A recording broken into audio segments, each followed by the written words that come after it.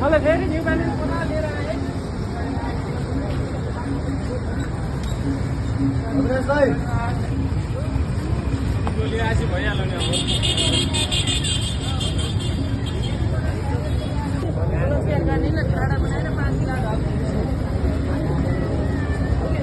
मोहन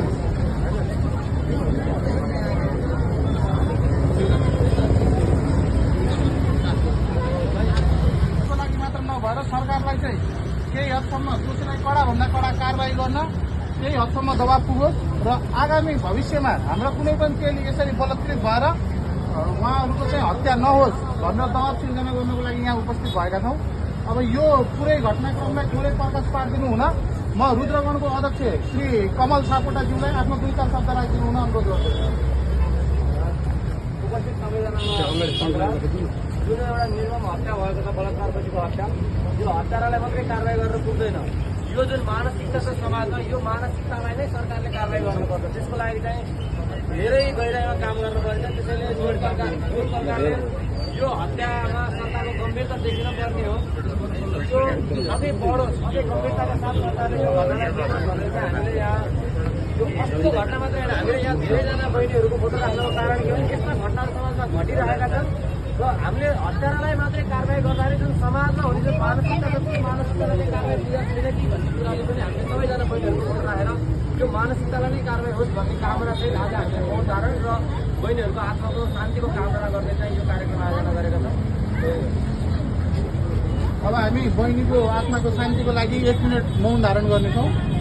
त्यसैले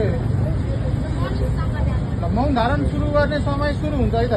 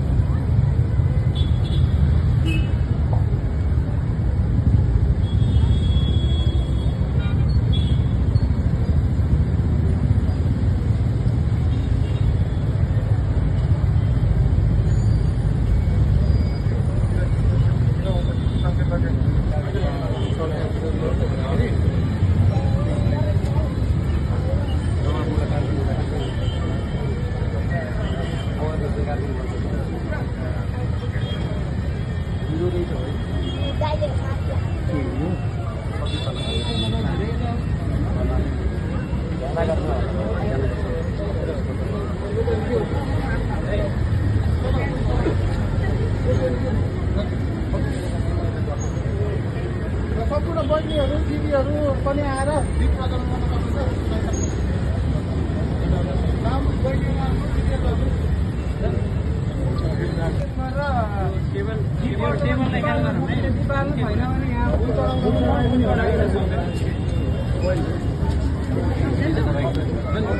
अलिक ख्याल गरौँ है। यो टेम्पोररी छ टेबल, पछाडिबाट यस्तो सपोर्ट हेर्नु, पछाडिको यस्तो